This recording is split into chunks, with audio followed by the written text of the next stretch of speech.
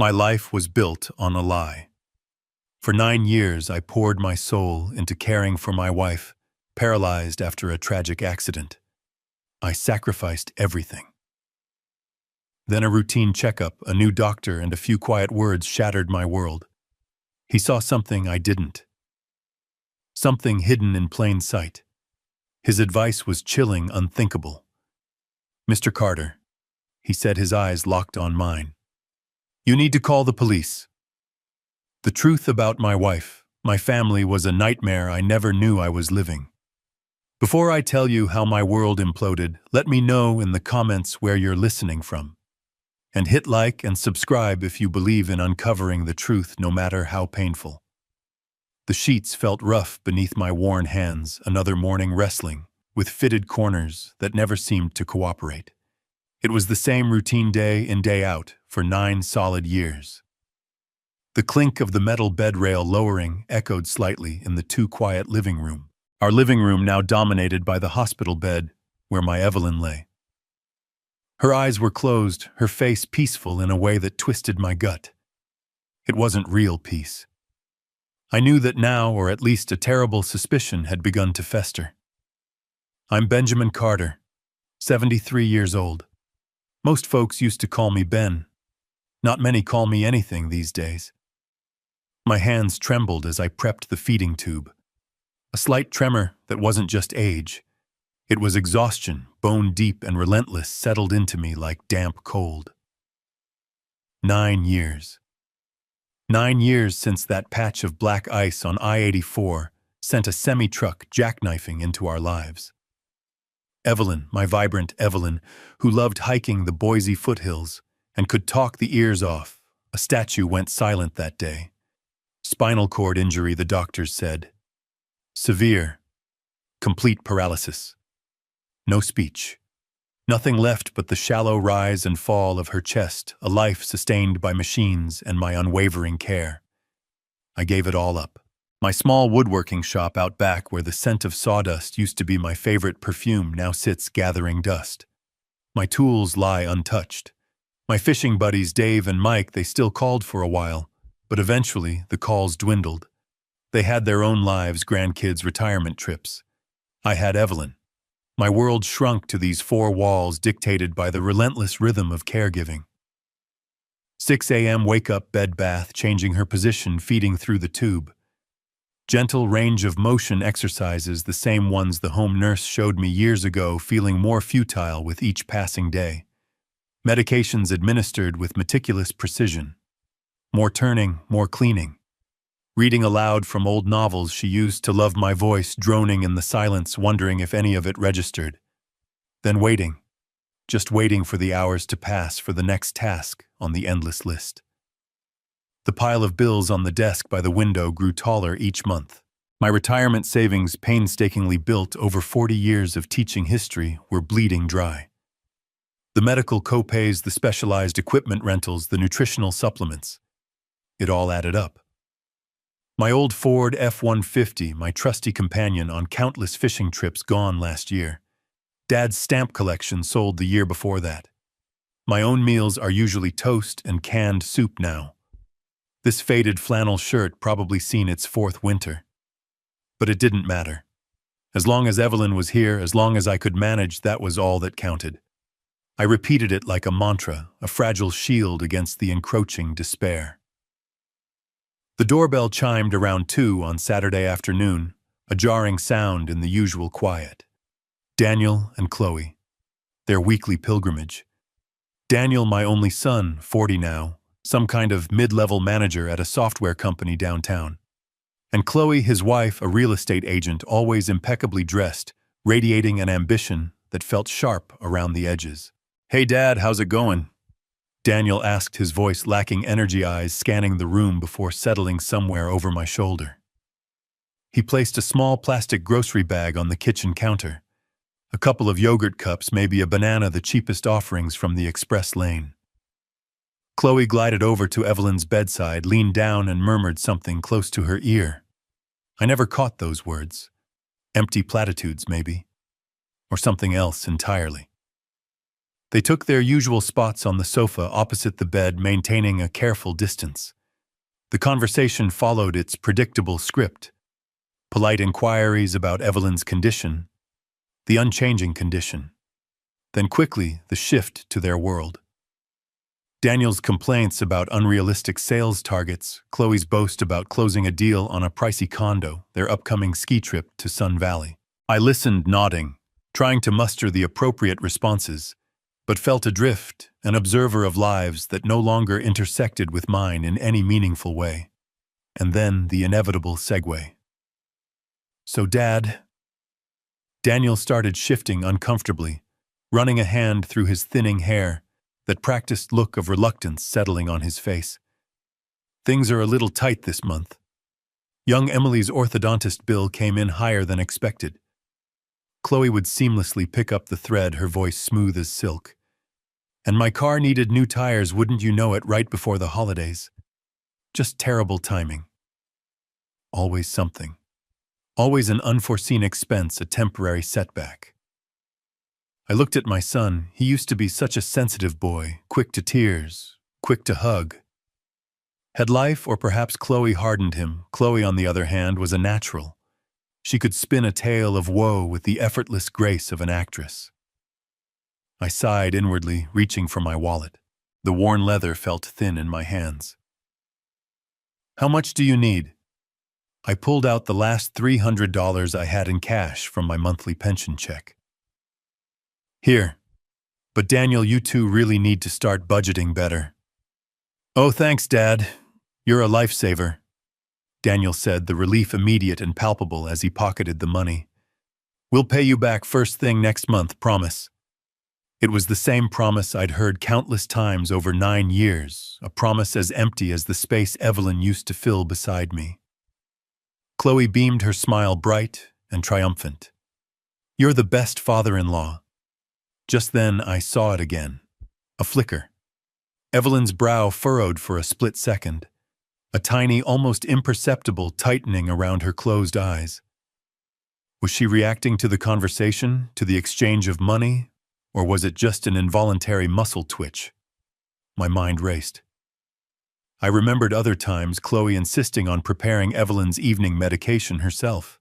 You look exhausted, Ben, let me handle it. She'd say, her efficiency almost too perfect.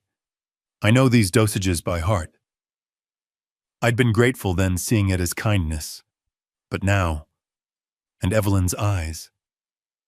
Sometimes when Daniel took the money, her gaze would follow him as he walked away, a look I couldn't quite decipher. Pleading, warning, no, impossible. I was tired, stressed. My mind was playing tricks. Get a grip, Ben. You're imagining things. They stayed another 15 minutes, filling the silence with small talk about the weather and neighborhood gossip, their restlessness growing evident. Well, we should probably get going, Daniel finally announced, glancing at his watch. Big presentation Monday morning. Chloe leaned over Evelyn again, a quick peck on the forehead. Rest well, Evelyn. We'll see you next week. The door clicked shut behind them, leaving silence and the faint scent of Chloe's expensive perfume. The small bag of groceries sat on the counter, a pathetic token left behind, after extracting a sum many times its worth. I looked towards Evelyn's bed, a heavy, unsettling feeling coiling in my stomach, a vague unease I tried desperately to push away. Left alone again, the silence of the house pressed in on me. I pulled my worn armchair closer to Evelyn's bed, picked up the collection of Robert Frost poems she loved. My voice felt rusty as I read aloud about snowy woods and paths not taken. Sometimes I'd pause, searching her still face for any sign, any flicker of recognition, behind the closed lids. Was she in there? Did she hear my voice, feel the loneliness that wrapped around me like a shroud? My old friends drifted away, not out of malice, just the natural course of lives diverging. Dave, my fishing partner for 2 decades, moved to Florida to be near his daughter. Mike, who worked alongside me in the shop, called less and less. His wife's illness took up all his energy. My world had shrunk. Who wants to spend their golden years listening to an old man's repetitive tales of medication schedules and bed sores? My life offered no new stories, only the monotonous loop of caregiving. I looked at Evelyn, and the memories flooded back sharp and painful. Evelyn before the accident, always busy humming as she gardened, organizing neighborhood potlucks, dragging me onto the dance floor at weddings, even though I have 2 left feet. She was the anchor, the vibrant center of our family. Seeing her now, a fragile vessel kept breathing by tubes and wires, felt like a constant dull ache in my chest. If only I hadn't taken that shortcut. If only the roads hadn't been icy. If only... The guilt was a shadow I couldn't shake. I hadn't kept her safe.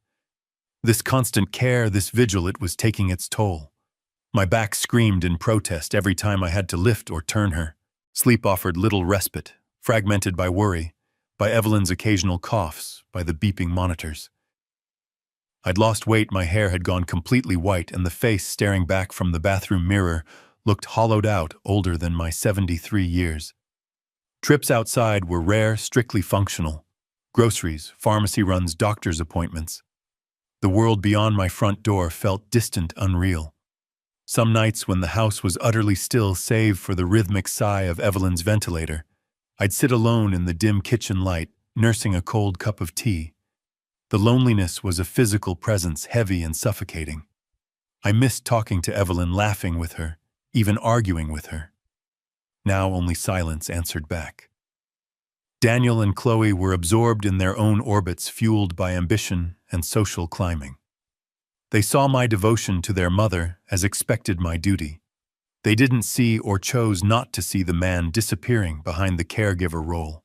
They didn't see that I too needed connection, conversation, a simple acknowledgement that I still existed beyond this room. But maybe I'd enabled this. Maybe I'd spoiled Daniel too much after his mother's accident, shielding him from the harsh realities. Maybe I'd accepted the role of the silent martyr too readily. I never drew lines, never demanded help or respect. I just gave quietly, endlessly, hoping my sacrifice would be recognized, my love returned. But 9 years on, I was still just Ben Carter, the lonely old man caring for his silent wife, the convenient bank for his increasingly distant children. Life felt like a long, slow fade into gray.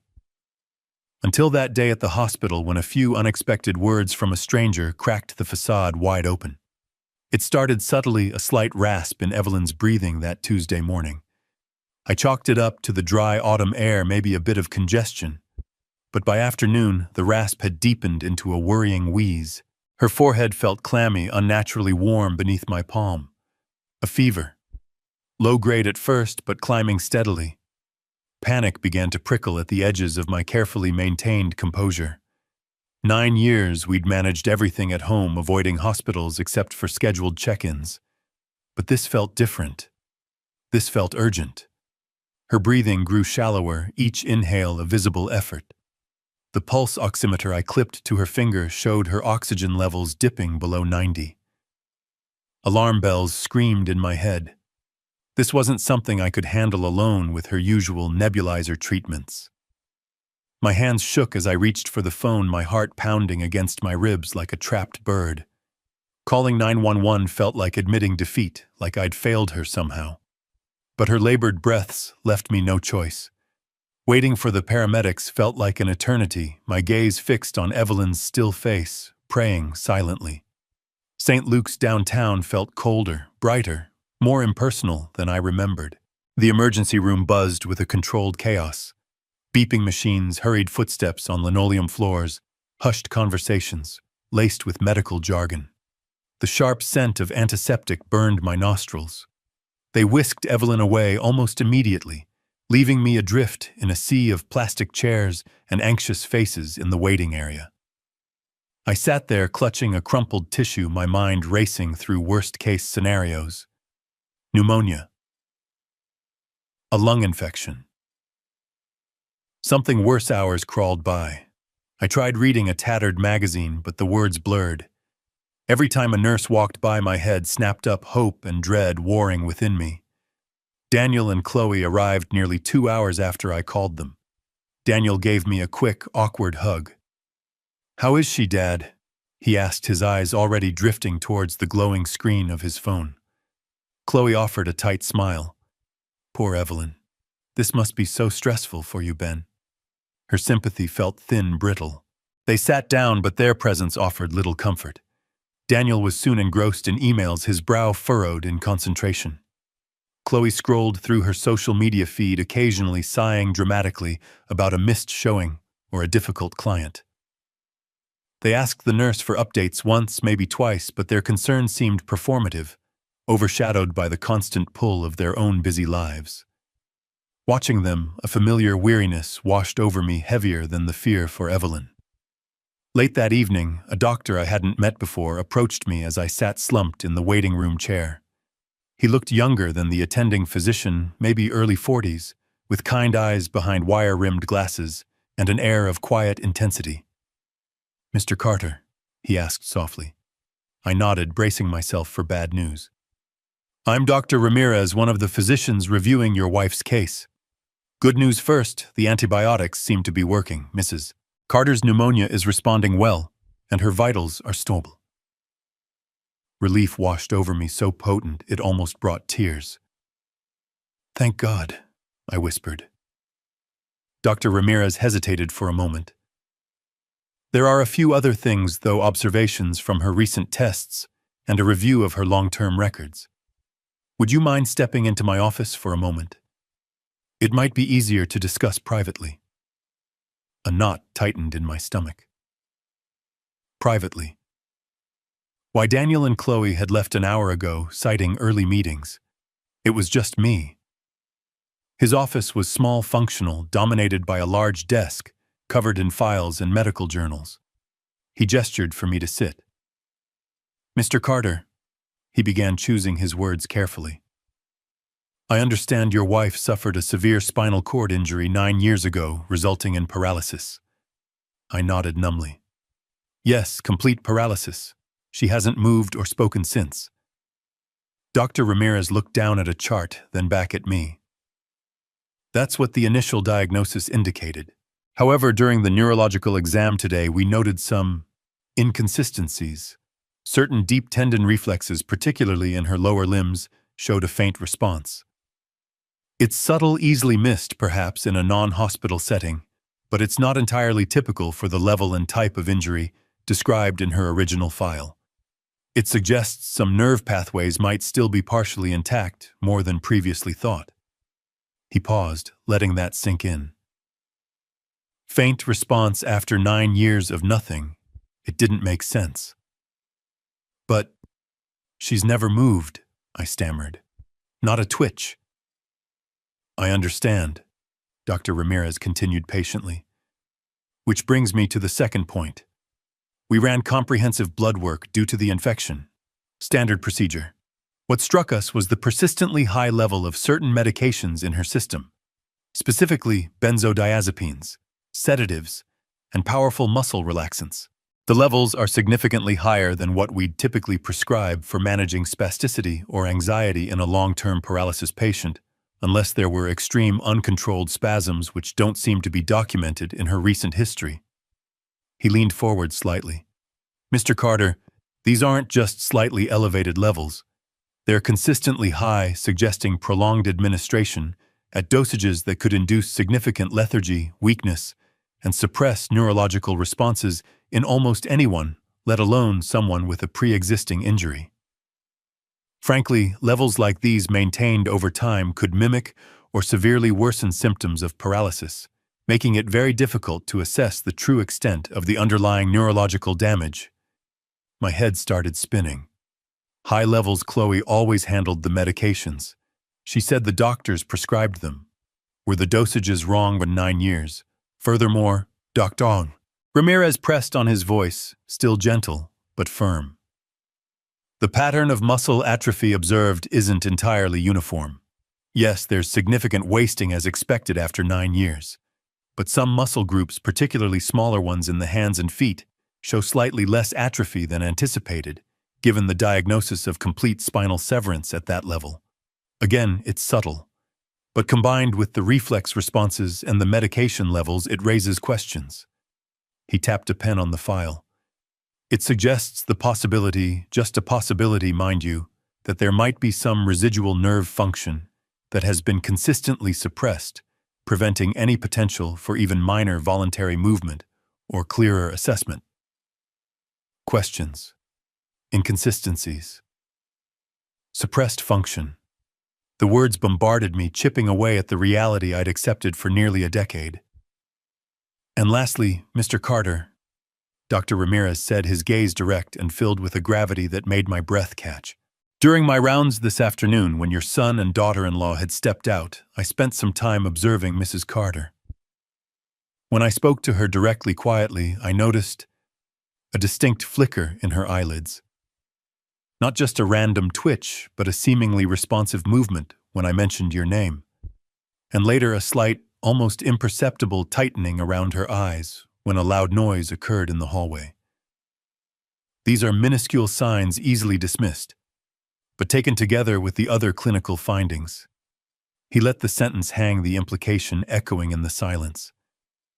My mind flashed back. Evelyn's furrowed brow when Daniel took the money, the pleading look I thought I'd imagined, the times I felt she was more present than she appeared. Had I been dismissing real signs all along? Had I been blind? The doctor's words painted a picture so monstrous, so fundamentally wrong, that my mind recoiled. Yet the pieces, ugly and jagged, were starting to fit together in a way that terrified me. Dr. Ramirez leaned back slightly, his expression somber. "Mr. Carter," he said, his voice low but clear. "When you put all these pieces together, the inconsistent reflexes, the unusually high medication levels, the uneven muscle atrophy, and those subtle signs of awareness, it paints a very concerning picture. These findings strongly suggest that Mrs. Carter's current condition might not solely be the result of the original injury. There's a distinct possibility, a troubling one, that her state has been significantly influenced, perhaps even maintained by external factors." He paused, letting the weight of his words settle.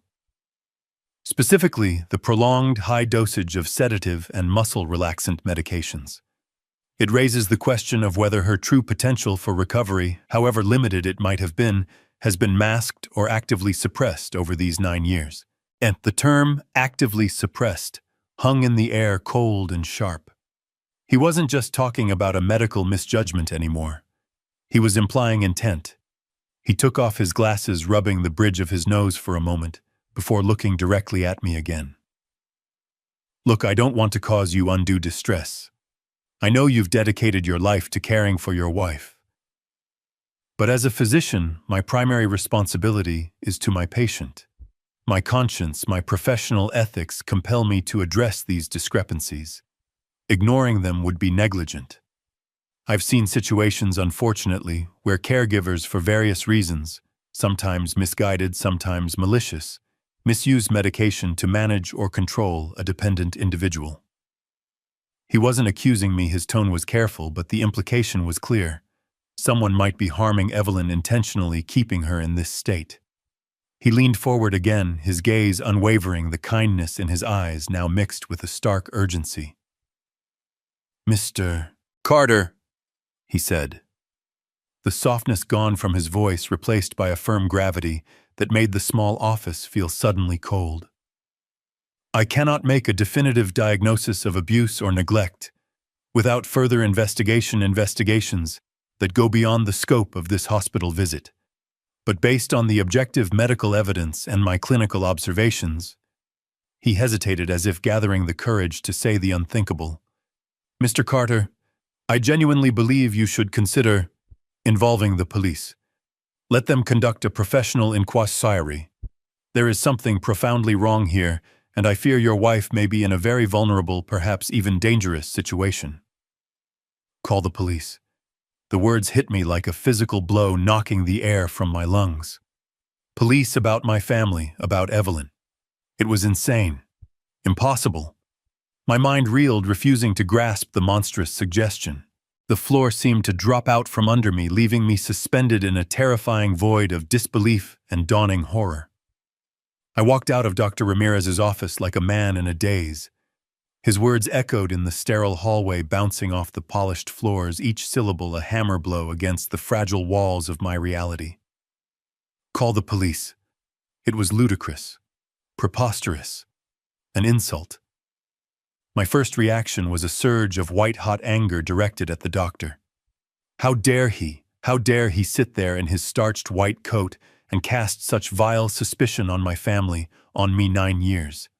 9 years I had devoted every waking moment, every ounce of my energy to Evelyn. I bathed her, fed her, turned her reed to her, loved her unconditionally. And this doctor, this stranger implies, what? That I, or worse my own son, had somehow been harming her, keeping her sick. It was unthinkable. A monstrous accusation born of cynicism or incompetence. He didn't know us. He didn't know our love, our sacrifice. He saw charts and numbers, not the soul-crushing reality of our daily lives. I found an empty chair in a deserted corner of the waiting area, away from the low murmur of the television and the shuffling feet of other worried families. I needed to think, to push back against the absurdity. Doctors make mistakes. Ramirez was probably young, overly cautious, seeing zebras where there were only horses. Those reflexes, probably just random nerve firings, meaningless twitches. The medication levels, maybe Evelyn's system processed them differently now. Maybe her previous doctors had prescribed them that way for a reason Ramirez didn't understand.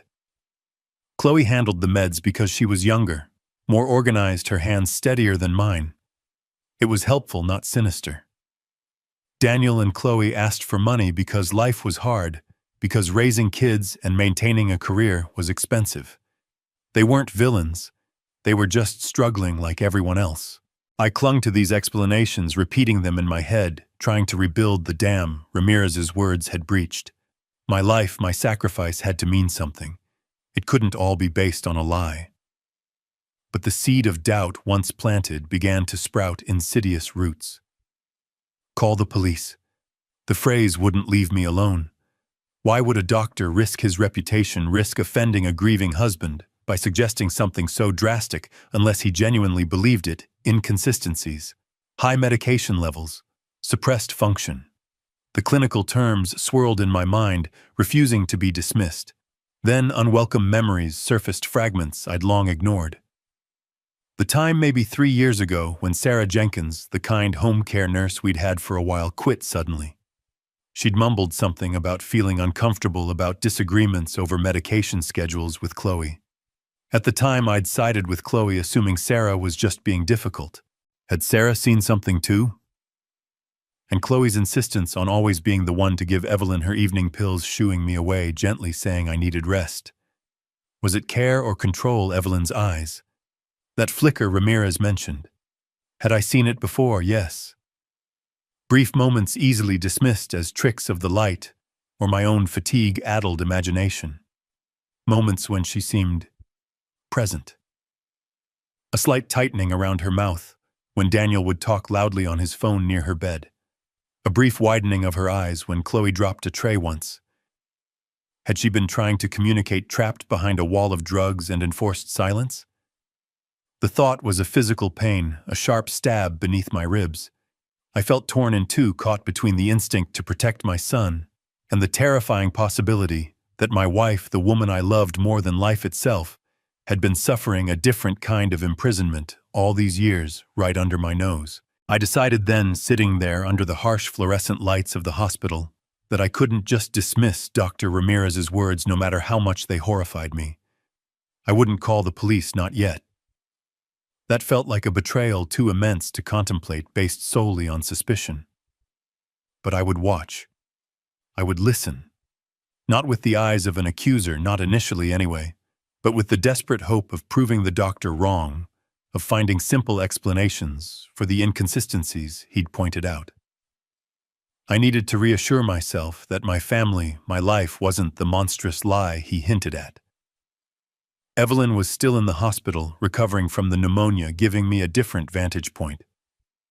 When Daniel and Chloe came the next day, I tested the waters cautiously.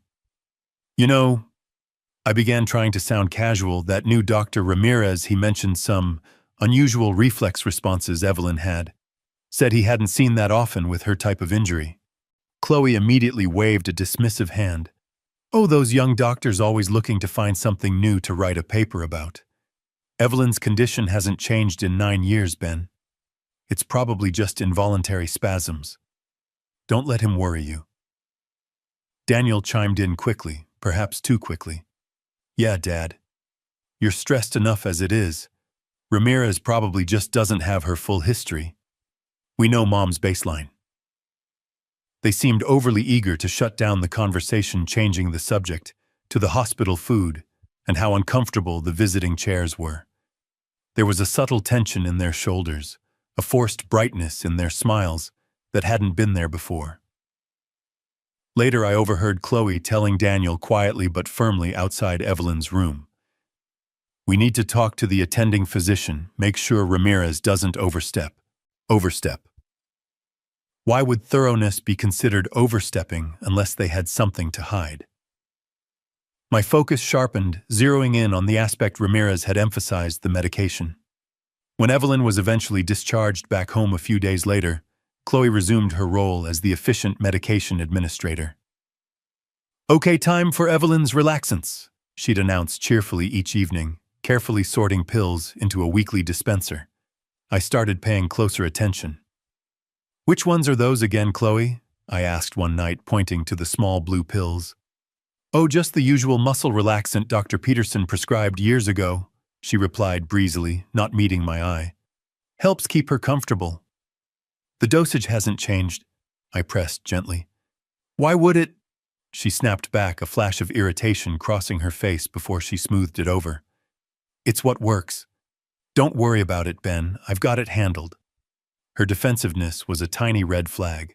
Later that week, while Chloe was out running errands, I went to the medicine cabinet.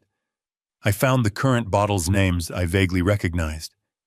Then hidden at the back, I found an older, almost empty bottle of the same blue pills prescribed years earlier. My hands trembled slightly as I compared the labels. The dosage on the old bottle was significantly lower than what was listed on the current one. Had Dr. Peterson really increased it so drastically, or had Chloe? I made a mental note of the prescribing doctor's name on the new bottle, someone I didn't recognize.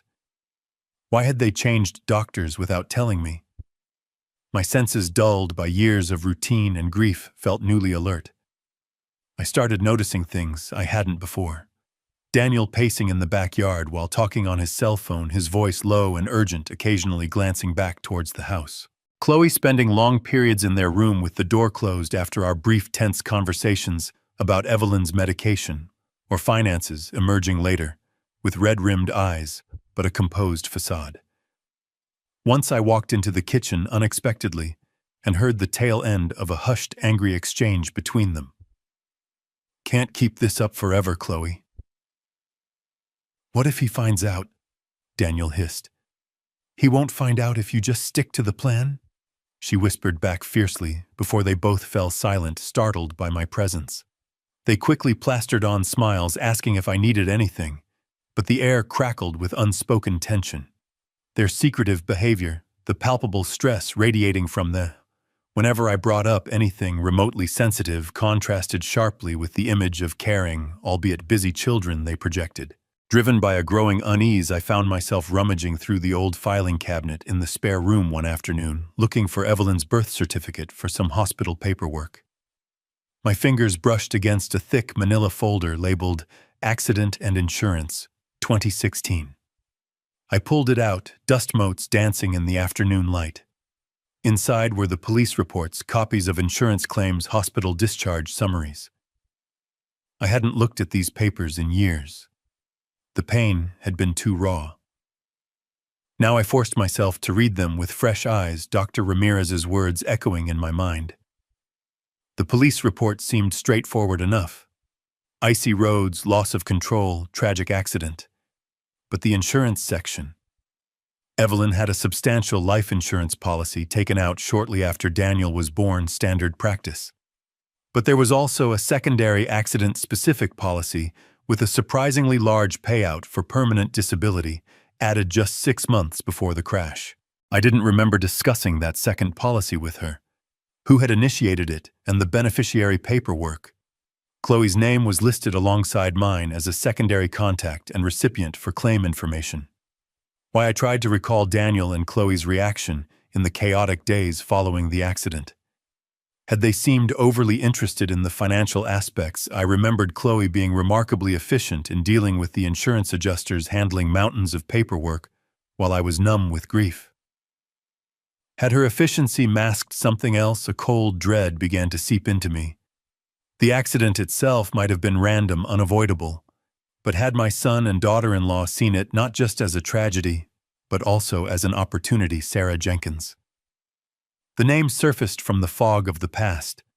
The nurse who'd left so abruptly 3 years ago. Finding her wasn't easy. She'd moved out of state, but after a few determined calls to old nursing agencies, I tracked down a number for her in Oregon. My hand felt clammy as I dialed. What if she refused to talk? What if she thought I was crazy? Hello? Her voice was cautious.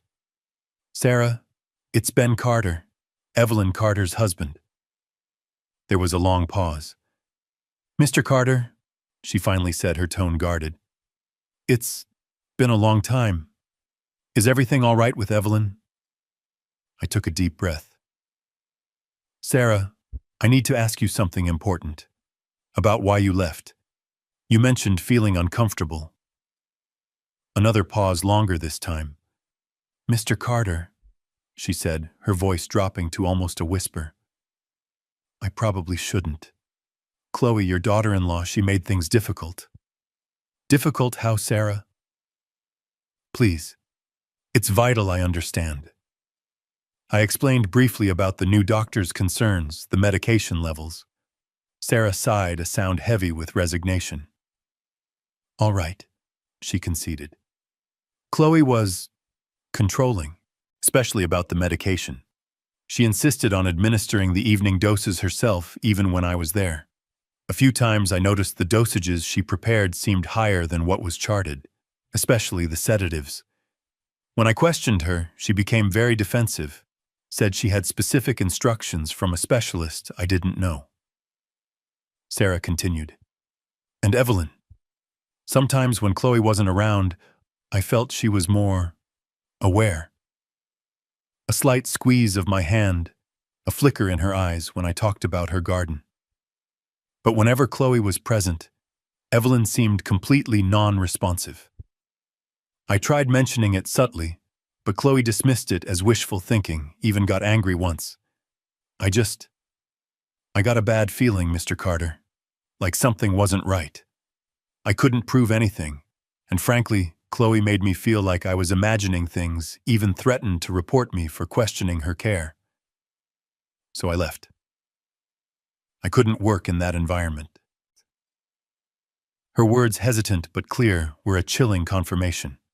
Someone else had seen it too. Sarah's confession solidified a dreadful resolve within me. Observation wasn't enough anymore. I needed proof, undeniable proof. The idea felt repugnant, a violation of the very home I cherished, but the alternative, allowing this potential horror to continue, was unbearable. How could I get proof? Sarah, perhaps sensing my desperation, had mentioned offhand during our call how some families used small cameras to monitor caregivers. It sparked an idea. Online, I found them easily. Tiny cameras disguised as everyday objects. A clock radio for the bedside table, a simple digital photo frame. It felt like a betrayal, spying in my own home. But whose betrayal was greater? Mine for seeking the truth, or theirs? If they were truly committing such an insidious act, I ordered a small motion-activated camera hidden inside a functional digital clock. Setting it up on Evelyn's bedside table, angled towards the bed, and the area where medications were usually prepared, made my stomach churn. But I had to know, for Evelyn's sake, for my own sanity. While waiting for whatever the camera might reveal, I focused on the other tangible element, money. Dr. Ramirez's suspicions, Sarah's unease, the insurance policies, they all seemed to orbit a potential financial motive. I went back to the bank this time, asking for detailed statements for the joint account, and my savings account going back the full 9 years. The manager, Mr. Henderson, looked sympathetic as the printer churned out page after page. "Quite a history here, Mr. Carter," he commented mildly. Back home, spreading the statements across the kitchen table felt like excavating a painful past. The numbers told a story I had refused to read. The small loans Daniel and Chloe had requested weren't small at all. Thousands of dollars withdrawn regularly. Large sums around the times they mentioned car troubles, medical bills for imagined ailments, or investment opportunities that never seemed to materialize.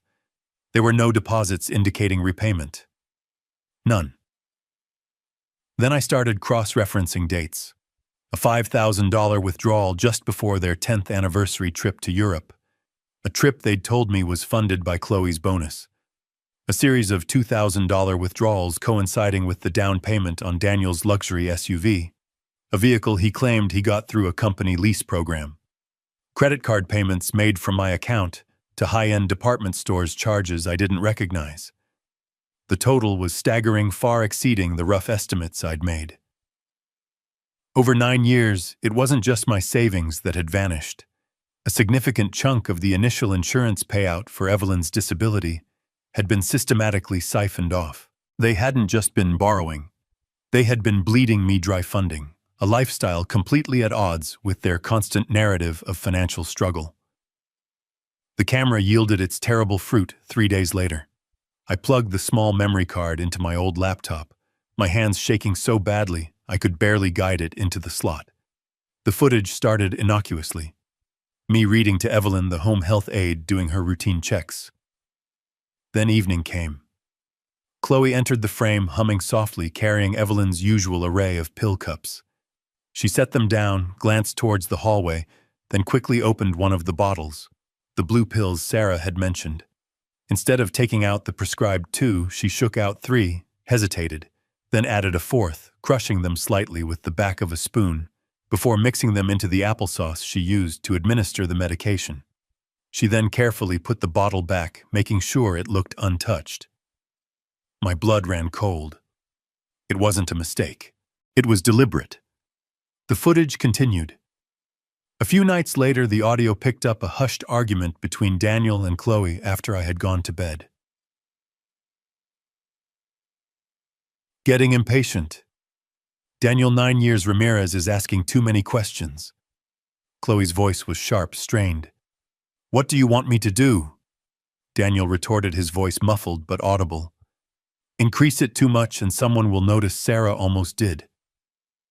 We just need to keep him needing money. Keep him focused on that, not on her. Keep him needing money. Keep me focused on their fabricated crises. It wasn't just about controlling Evelyn. It was about controlling me through financial manipulation, keeping me too poor and too worried to question anything too closely. Then perhaps the most heartbreaking clip footage from an afternoon when I'd stepped out briefly to get groceries. Evelyn was alone. The camera caught it. A clear, deliberate movement of her left hand, fingers curling slightly, then uncurling. A conscious action, not a spasm. Followed by a slow, agonizingly slow turn of her head towards the window, her eyes open for a fleeting second, holding an unmistakable look of awareness, of deep, soul-crushing sadness, before fluttering shut again, as if the effort was too much or the despair too deep. There it was. Undeniable. The slight movements I'd dismissed, the medication levels, Ramirez flagged Sarah's suspicions, the financial drain, Chloe's furtive actions, Daniel's complicity, Evelyn's flicker of consciousness. It all coalesced into a single monstrous truth. My son, my own son Daniel, had conspired with his wife not just to steal from me, but to keep his own mother in a drugged, near-comatose state for 9 years. The betrayal was absolute, shattering the very foundation of my world. The laptop screen glowed in the darkened living room, casting long shadows that seemed to writhe like the ugly secrets I had unearthed. I sat at the old oak table, the surface covered not with woodworking plans or history books, but with the wreckage of my life laid bare. The small digital clock camera sat beside the laptop, its lens now feeling like an accusatory eye. Printed copies of bank statements formed damning columns of figures, each withdrawal a stab wound to my trust. The insurance policies, yellowed slightly at the edges, seemed to mock me with their cold contractual language. Beneficiaries' payouts clauses I'd never truly understood. Sarah Jenkins's tearful, hesitant statement, transcribed from our phone call, lay beside Dr. Ramirez's meticulously detailed medical report. And then there were the recordings, the audio files saved, the video clips bookmarked. Chloe's hand hovering over the pill bottle, the hushed, venomous whispers between her and Daniel Evelyn's heartbreakingly small movement. Piece by agonizing piece, I assembled the puzzle. 9 years. It wasn't just passive neglect or opportunistic greed. It was a calculated long-term strategy. The increased insurance policies secured just before the accident. Perhaps coincidence, perhaps chilling foresight. The immediate control Chloe exerted over Evelyn's medication, disguised as helpfulness.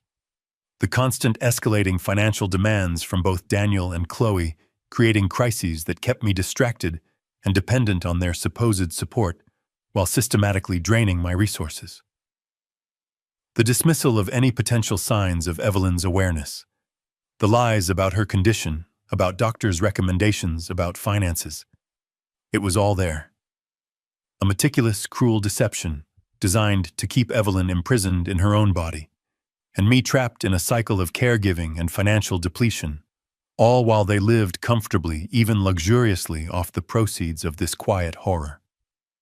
The motive stared back at me from the bank statements and the insurance payout figures. Money. Control. Perhaps even a twisted resentment for the burden of care they never intended to shoulder themselves. The realization settled over me cold and heavy as a shroud. My son. My Daniel. Not just passively complicit, but an active participant, maybe even the architect alongside Chloe.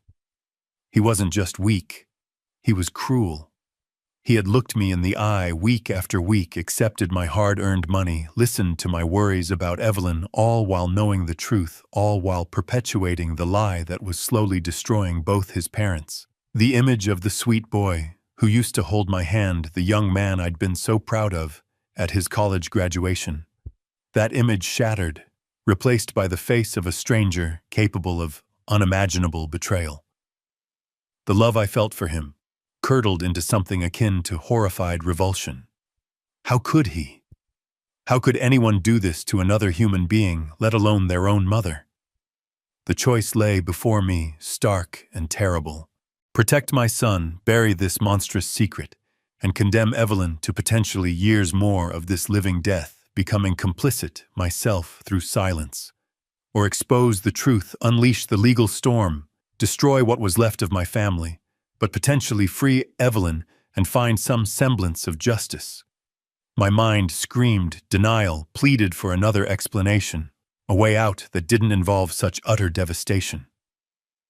Couldn't I just confront them, make them stop? But the recordings, their cold calculation told me confrontation would be useless. They were too deep in, too committed to the lie. They would deny, manipulate, perhaps even escalate their actions if they felt threatened. Dr. Ramirez's words echoed, "Call the police." It had seemed insane then. Now surrounded by the undeniable proof of their depravity, it felt like the only path left.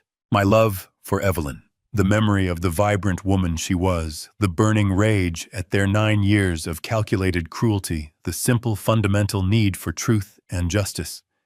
It all converged. The instinct to protect my child warred fiercely with the duty to protect my wife. It was the most agonizing decision of my life, tearing me apart. But looking at the faint movement on the video clip, Evelyn's hand curling, her eyes briefly open, that tiny spark of life they had tried so hard to extinguish, the choice became clear. It wasn't even a choice anymore. It was an obligation. An act of love for Evelyn that demanded the ultimate sacrifice of my relationship with my son. The dam of denial finally broke, and grief mixed with a cold, hard resolve flooded through me. I reached for the phone. My hand hovered over the phone, the numbers for the Boise Police Department, seeming impossibly large on the screen. Making this call felt like crossing a Rubicon, irrevocably severing ties with my own son. But Evelyn's face, pale and still on the video clip, gave me the strength I needed. I dialed. My voice was surprisingly steady when the dispatcher answered. "I need to report a potential crime," I said, the words feeling foreign on my tongue. "Abuse of a dependent adult, possibly something worse." I explained the situation briefly, mentioning Dr. Ramirez's concerns and the evidence I had gathered. I requested to speak with a detective experienced in sensitive family matters. An hour later, a Detective Miller called me back. His voice was calm, professional, non-judgmental. He listened patiently as I stumbled through the horrific story, interjecting only with clarifying questions. "Mr. Carter," he said when I finished, "this sounds deeply disturbing. I'd like to meet with you in person as soon as possible. Can you come down to the station, bring everything you have?" And the police station felt alien, a place I'd only seen in movies. Detective Miller met me in a small private interview room. He was a man about Daniel's age, maybe a bit older, with tired eyes that suggested he'd seen too much of the darker side of life, but also a reassuringly solid presence. I laid everything out on the table between us, the folder containing Dr. Ramirez's report, Sarah Jenkins's transcribed statement, the thick stack of bank statements with highlighted withdrawals, the insurance policies, the digital clock camera, and the laptop, queued up to the crucial video and audio files. My hands trembled as I explained each piece, my voice thick with a grief that felt bottomless. Detective Miller examined everything meticulously, his expression growing grimmer with each piece of evidence. He watched the video clip of Chloe altering the medication without comment, his jaw tightening slightly. He listened intently to the audio recording of Daniel and Chloe arguing, his brow furrowed. When he saw the brief clip of Evelyn moving her hand, he paused the playback, looking at it several times before meeting my gaze. His eyes held a mixture of professional assessment and, I thought, a flicker of human empathy. "Mr. Carter," he said finally, his voice low and serious, "this is extremely compelling evidence. The medication tampering, the financial records, the medical inconsistencies, coupled with your testimony and the nurse's statement, this paints a very clear picture of long-term abuse and potential intent far beyond neglect." He leaned back, running a hand over his face. "Frankly, this is one of the more disturbing cases of elder and dependent adult abuse I've encountered. We need to proceed carefully, but we need to proceed." Detective Miller wasted no time. A quiet meeting was arranged the next morning, just the three of us, Miller, Dr. Ramirez, and myself, in a nondescript conference room at the police station. The air was thick with purpose. Miller laid out the legal requirements, while the past evidence was strong, capturing their current reaction. Their guilty knowledge in action would solidify the case, especially regarding intent. Dr. Ramirez agreed, emphasizing the need to create a situation that would force their hand without directly alerting them to the full extent of our knowledge. We needed a catalyst, a carefully constructed scenario. We decided against Dr. Ramirez making the call himself. It might raise too much suspicion, seem too official. Instead, the plan centered on me, the hopeful, perhaps slightly naive husband, relaying supposedly good news. The story would be that Dr. Ramirez, during Evelyn's hospital stay and follow-up review, had noticed continued subtle signs, perhaps a more consistent eye response, a slight reduction in muscle rigidity in one hand. Things that gave him, in his professional opinion, a glimmer of unexpected hope.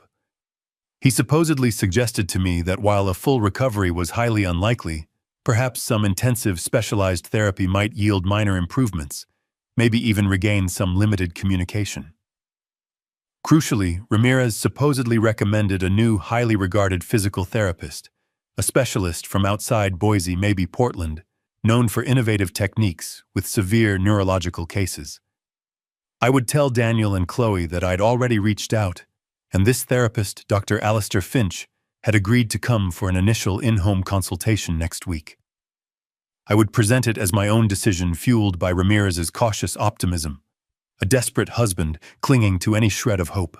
I practiced the delivery in my mind, the hopeful tone, the slight tremor of excitement, masking the cold dread beneath.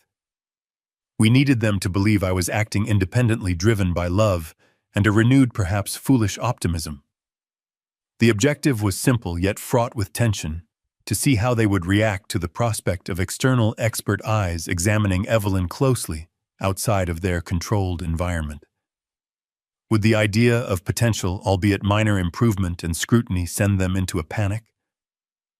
Would they try to dissuade me, perhaps citing the cost, the futility, the stress on Evelyn, or worse, would they take more drastic measures to ensure Evelyn remained silent and unresponsive before this new therapist arrived? We needed to provoke them carefully into revealing their fear, their guilt, their ongoing conspiracy. Their reaction caught on tape would be the final nail in the coffin. The surveillance net tightened significantly. Detective Miller's team, armed with the evidence I'd provided, had secured the necessary warrants with surprising speed. Wiretaps were placed on Daniel and Chloe's cell phones and our home landline. The digital clock camera in Evelyn's room remained active, its memory card swapped out daily by me under the guise of adjusting the time. An unmarked police car began occasional discreet patrols down our quiet suburban street, monitoring comings and goings. Miller assured me they would be close, ready to intervene if necessary, but the goal was to capture evidence, not to precipitate a confrontation prematurely. Waiting for the right moment to deliver my good news, waiting for them to take the bait, was excruciating. Every time the phone rang, my heart leaped. Every shared glance with Evelyn felt heavy with unspoken secrets. The house, once a sanctuary of quiet routine, now felt like a stage waiting for the final terrible act to unfold. I made the call that evening, dialing Daniel's number, my thumb hovering over the button for a second before I pressed it. I kept my voice deliberately light, injecting a note of hesitant hope I hadn't felt in years. "Daniel, son, you won't believe this. Dr. Ramirez, that new doctor at the hospital, he thinks there might be a tiny chance for some improvement with your mother." I relayed the fabricated story, the subtle reflexes, the cautious optimism, the recommendation for the specialist, Dr. Finch from Portland. "I already contacted him," I added, pushing the narrative. "He's agreed to come for an in-home assessment next Tuesday." There was a beat of silence on the other end, longer than expected. "Dad," Daniel finally said. His voice strained. "That's unexpected. Are you sure? After all this time?" "I know, son, I know," I replied, forcing enthusiasm. "But Ramirez seemed quite certain about what he saw. We have to try, don't we, for her?" Yeah, of course, Dad," he said, but the lack of genuine excitement was palpable. "Let me talk to Chloe. We'll call you back." The call back never came, but the hidden camera, my silent, unblinking witness, captured the aftermath later that night. The audio feed, monitored discreetly by Detective Miller's team, picked up their panicked conversation, bleeding through their closed bedroom door after they thought I was asleep. "Portland. Next Tuesday, are you kidding me?" Chloe's voice was a furious whisper. "This Ramirez guy is digging too deep. What if this Finch person actually finds something?" "Calm down," Daniel hissed back, though his voice trembled. "We'll handle it. We'll tell Dad it's too expensive, that it'll stress Mom out too much. We'll find a reason." "Reasons aren't enough anymore, Daniel," Chloe retorted. He sounded hopeful. "What if he insists? What if Finch notices the medication levels? We need something more definitive before Tuesday." There was a chilling pause. "Definitive how?" Daniel asked warily. "Just increase the evening dose," Chloe whispered. "Just enough to make her less responsive for a few days. Foggy. Make Finch think Ramirez was mistaken, that it was just a fluke. Increase it more, Chloe, that's risky. Riskier than letting some specialist uncover 9 years of work. Just do it, Daniel. Or I will." The cold calculation in her voice sent ice through my veins. They weren't just going to obstruct. They were actively planning to deepen the sedation to further harm Evelyn to cover their tracks. Detective Miller didn't wait for Tuesday. Armed with the recording of their conspiracy, he knew he had to act. The next evening, as Chloe prepared Evelyn's medication tray in the kitchen, deliberately doing it where the living room camera had a clear view, the doorbell rang. It wasn't a friendly ring. It was sharp official. Before Daniel or I could react, the door opened, and Detective Miller stepped inside, flanked by 2 uniformed officers. Chloe froze, pill bottle in hand. Daniel, coming from the hallway, stopped dead in his tracks, his face draining of color. "Daniel Carter, Chloe Carter," Miller said, his voice calm but commanding. "You're under arrest." "Arrest for what?" Chloe stammered, dropping the pill bottle tablets scattering across the floor. "On suspicion of felony abuse of a dependent adult insurance fraud and conspiracy," Miller stated, producing handcuffs. "You have the right to remain silent." The familiar words of the Miranda warning filled the room as the officers moved towards them. The carefully constructed facade crumbled instantly. Chloe began to sob, not tears of remorse but of sheer panic and fury. "This is his fault!" she shrieked, pointing a trembling finger at me. "The old man, he set us up! He's senile, confused!" Daniel just stood there, white as a sheet, seemingly paralyzed by shock. As the officers cuffed Chloe, she fought briefly, spitting insults. "You'll regret this, Ben, you hear me? You'll die alone." Daniel offered no resistance, his eyes wide with disbelief, mumbling, "No, it wasn't supposed to be like this." Watching them being led away, my own children reduced to cornered, desperate criminals, brought no triumph, only a profound, soul-crushing sadness. In the interrogation room later that night, faced with the irrefutable evidence, the video of the medication tampering, the audio recordings of their panicked planning, the bank statements, Sarah Jenkins's testimony, Dr. Ramirez's medical report, their denials evaporated.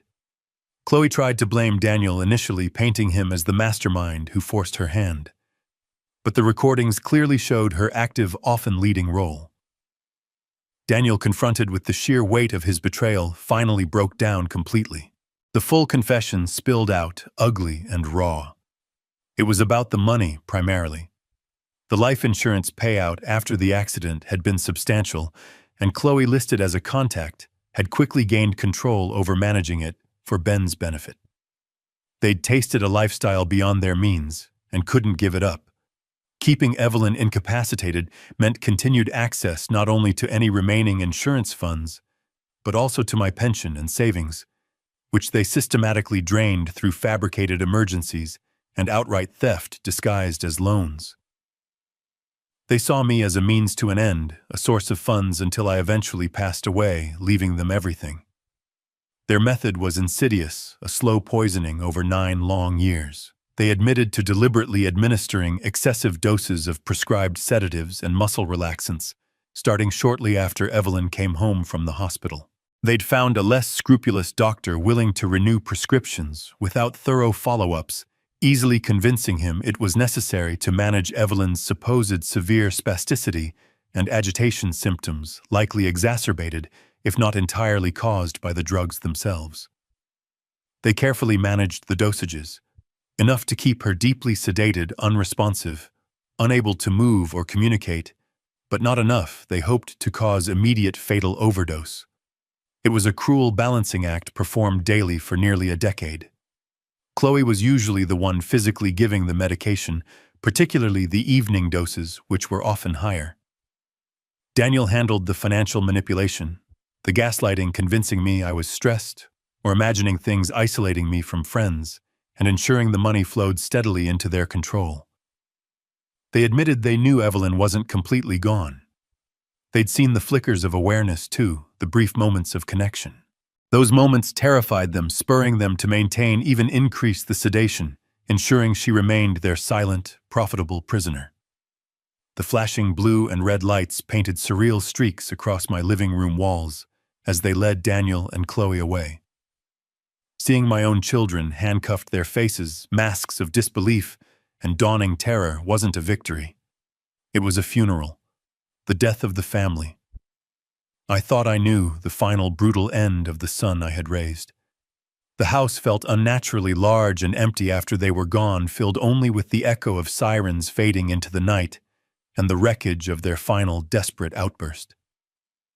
Detective Miller stayed for a while, outlining the next steps. Formal charges were filed the following day: felony abuse of a dependent adult, conspiracy, insurance fraud, embezzlement. The list was long and ugly. The district attorney's office, armed with the mountain of evidence, medical reports, financial records, Sarah's testimony, and crucially, the damning video and audio recordings, was confident in pursuing the maximum penalties. My role, Miller explained gently, would be crucial. I would have to testify. Months later, the trial began. Walking into that courtroom felt like stepping onto exposed nerves.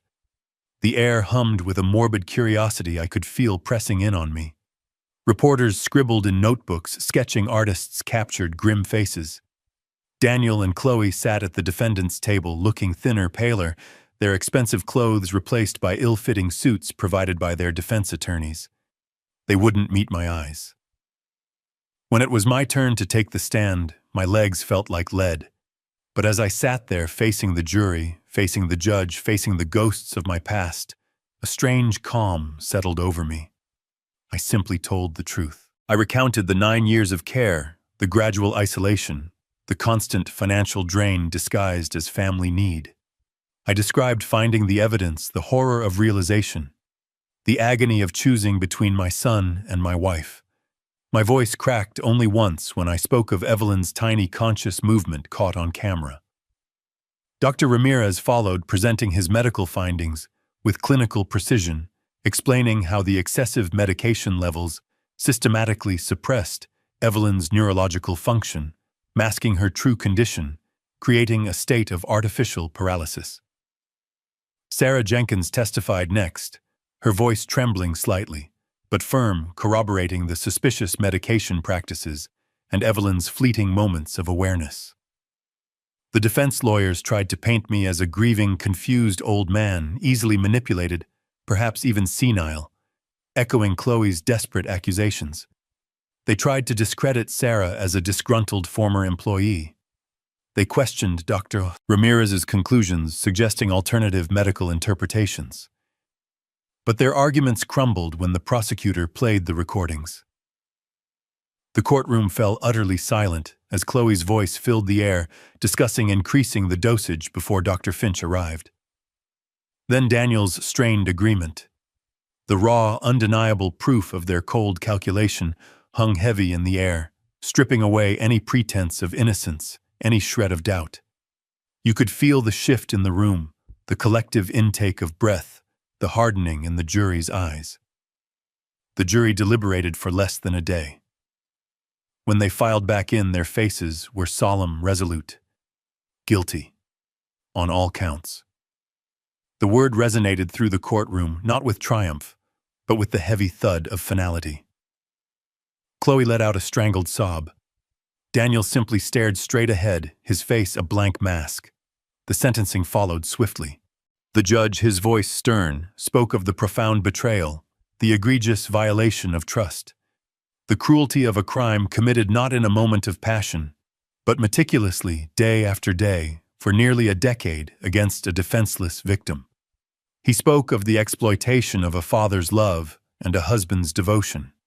For Daniel, considering his role in the planning and financial manipulation, the sentence was 15 years. For Chloe, identified as the primary administrator of the harmful medication and a key motivator, the sentence was 18 years. Long sentences. Years stolen from their lives just as they had stolen years from Evelyn, stolen peace from me. There was no relief in hearing those numbers, no satisfaction. Only a vast, aching emptiness where my family used to be, and the grim, undeniable weight of justice finally terribly served. Evelyn at least would be safe now. That was the only solace I could find. After the trial concluded, the first real step towards Evelyn's potential recovery began.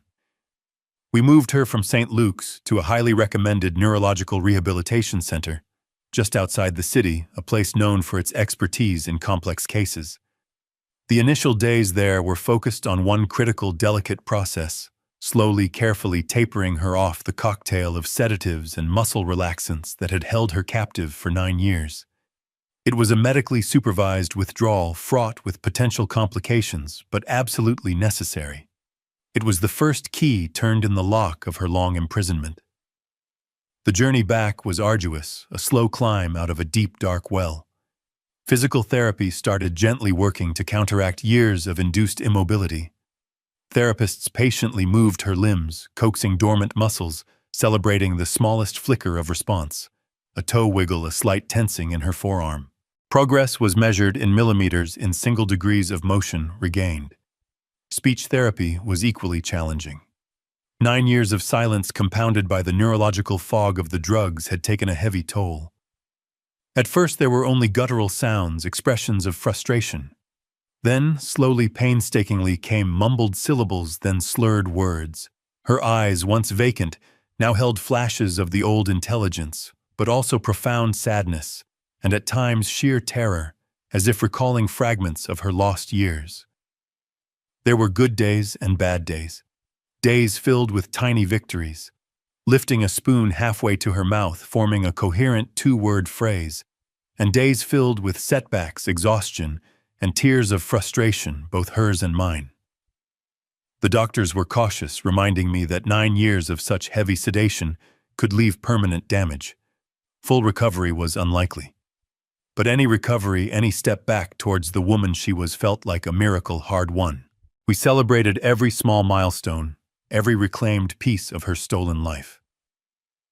Through it all, I was there. Not as the exhausted, all-consuming caregiver I had been, but as her husband, her partner, navigating this strange new landscape alongside her. The nurses and therapists handled the intensive medical care, now freeing me to simply be with her. We sat together for hours, sometimes in silence, sometimes with me reading aloud, sometimes watching old movies. The shadow of Daniel and Chloe, of their monstrous betrayal, hung between us, an unspoken grief. We didn't talk about them much. The wound was too raw. But in the quiet understanding that passed between us, in the way her hand would sometimes weakly grip mine, in the shared tears that occasionally fell, we began to forge a new connection. It wasn't the easy companionship of our past, but something different, quieter, tempered by shared trauma, yet bound by a love that had somehow endured the unimaginable. We were two survivors learning to live again in the harsh light of a devastating truth. With Daniel and Chloe imprisoned, and Evelyn receiving professional care at the rehabilitation center, a strange silence descended upon my life. The relentless schedule that had defined my existence for 9 years vanished overnight. Suddenly, I had time. Hours stretched before me, empty and vast. The initial feeling wasn't relief, but a profound disorientation, quickly followed by the crushing weight of grief. I hadn't just lost my wife to paralysis. I had now lost my son to his own monstrous actions. There was no funeral for this loss, no casket to mourn over, just the sickening finality of his confession, the image of him being led away in handcuffs.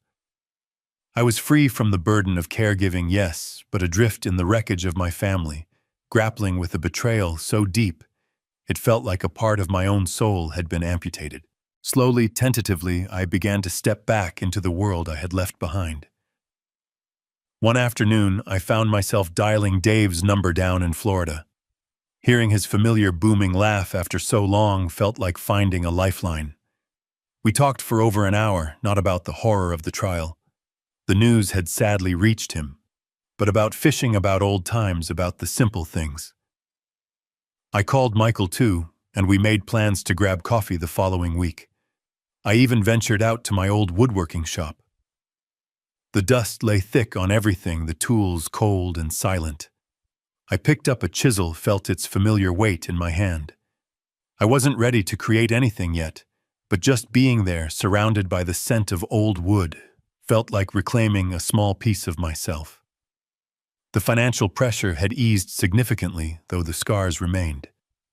With the burden of constant home care lifted, and after settling legal fees, I focused my remaining resources on Evelyn's rehabilitation. The center was excellent, but expensive. I made sure she had everything she needed, the best therapists, comfortable surroundings. For myself, I allowed small changes. I replaced my threadbare flannel shirts, bought a new pair of comfortable shoes. I even hired a local kid to help clean up the neglected yard. It wasn't about luxury. It was about moving from mere survival towards a semblance of normal life, using the money not for fabricated crises, but for genuine recovery and rebuilding both hers and mine. The experience had marked me, changed me in ways I was still discovering. I found myself wanting to do something, to make some sense of the senseless horror we had endured. I started attending a local support group for caregivers initially, just to listen, but eventually sharing parts of my story. Hearing others' struggles, their own battles against isolation and burnout, made me feel less alone. Detective Miller connected me with a nonprofit organization that advocated for the rights of elderly and dependent adults. They asked if I'd be willing someday to share my experience anonymously, if I preferred to help raise awareness about the subtle signs of abuse, the insidious nature of financial exploitation within families. The thought was daunting, but perhaps turning our pain into a warning. A source of strength for others could be a way to honor Evelyn, a way to find some meaning in the wreckage. Months melted into a year. Evelyn's progress was slow but steady. She could now sit in a specialized wheelchair, speak in short, halting sentences, and feed herself with assistance. Her memory was patchy, the 9 lost years. A confusing blur, but the spark in her eyes, her awareness was undeniable. One crisp autumn afternoon, I took her to Miller Park near the Boise River. We sat by the water's edge, the golden leaves drifting down around us. I'd brought my old fishing rod more out of habit than any real expectation of catching anything. Evelyn watched the line drift on the current, a small, peaceful smile on her lips. She reached out her hand, trembling slightly, and rested it on mine. "Pretty," she whispered, looking at the shimmering water. "Yes, love," I replied, my voice thick. "It is." We sat there in comfortable silence, the river flowing, the sun warm on our faces. The horror wasn't forgotten. The scars would always remain. But in that quiet moment, surrounded by the simple beauty of the world, I felt a sense of peace I thought I'd lost forever. Justice had been served. Truth had prevailed, and somehow, against all odds, we were finding our way back, not to the life we had lost, but to a new, quieter, hard-won future together. This story is a stark reminder that abuse can wear many masks, sometimes even the mask of family care. Financial exploitation and emotional manipulation often hide in plain sight, preying on trust and love. It teaches us the critical importance of staying vigilant, questioning inconsistencies even when it involves loved ones, and listening to our gut feelings. True care never involves stripping someone of their dignity, autonomy, or resources. Ben's painful journey shows that seeking the truth, however difficult, is essential to protect the vulnerable and ultimately find peace. Courage isn't just enduring hardship, it's also daring to confront betrayal, to reclaim justice and self-worth. What would you have done if you were Ben? So let us know your thoughts in the comments below, and please hit like and subscribe if you found this story impactful.